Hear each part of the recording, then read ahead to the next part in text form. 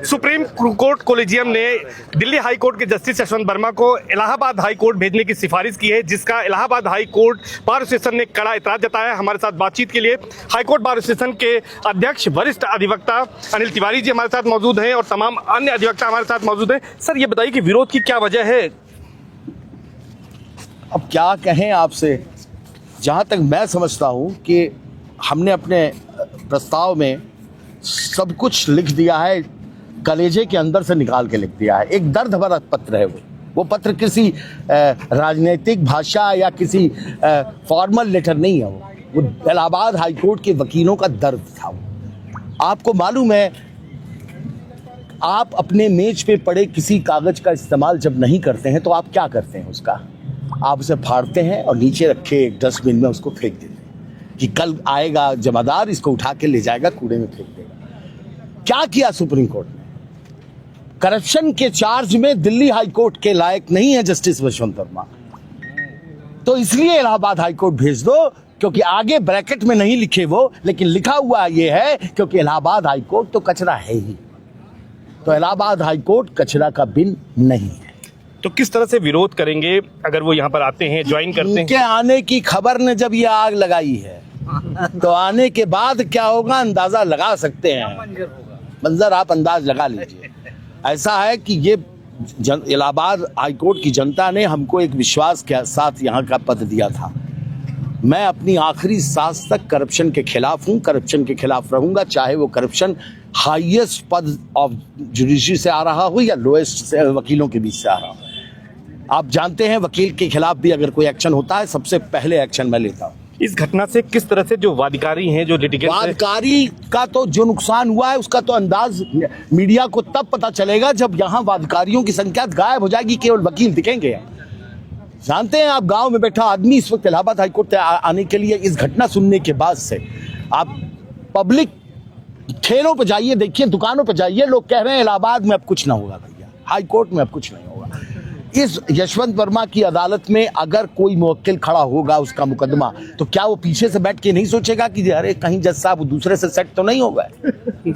अगर ये फीलिंग उसके मन में आ गई है, चाहे भले ऐसा ना हो, तो भी न्यायपालिका को डैमेज है। तो अनिल तिवारी जी क्या उनकी कोर्ट में बहस करने जाएंगे? अनिल तिवारी जी उनको कोर्ट में बैठने ही नहीं देंगे। अच्छा, ये बताएं कि अगर वो वोट लेने यहाँ पर आते हैं, अभी तो आप लोगों ने 24 तारीख को एक मीटिंग भी बुलाई है, उस इमरजेंसी मीटिंग में किस तरह की चर्चा होगी, क्या मांग करेंगे? Yashwant Verma should resign, otherwise immediately he should be sent on leave, और matter of inquiry is not by inside procedure. ED को सौंपिए, ईडी एग्जामिन करेगी पैसा कहाँ से आया।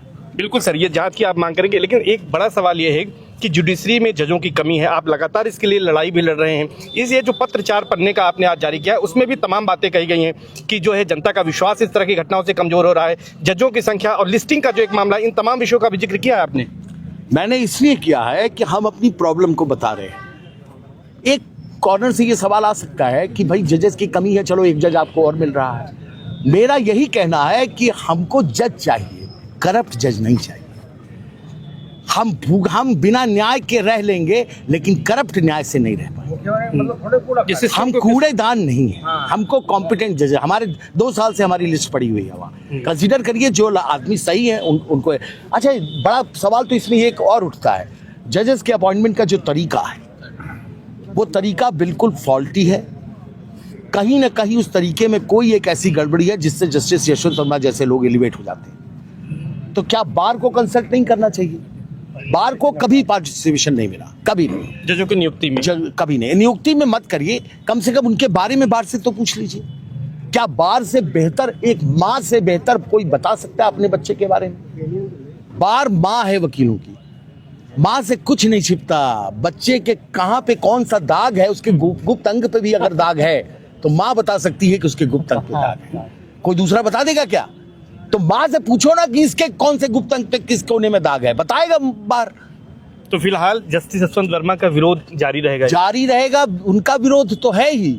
हम सुप्रीम कोर्ट के कोलिजियम से रिक्वेस्ट करेंगे कि हमारे विरोध को कंसीडर करते हुए उनको तत्काल प्रभाव से जुडिशियल काम से मुक्त किया जाए, उनको सुप्रीम कोर्ट रजिस्ट्री के साथ अटैच कर लिया जाए।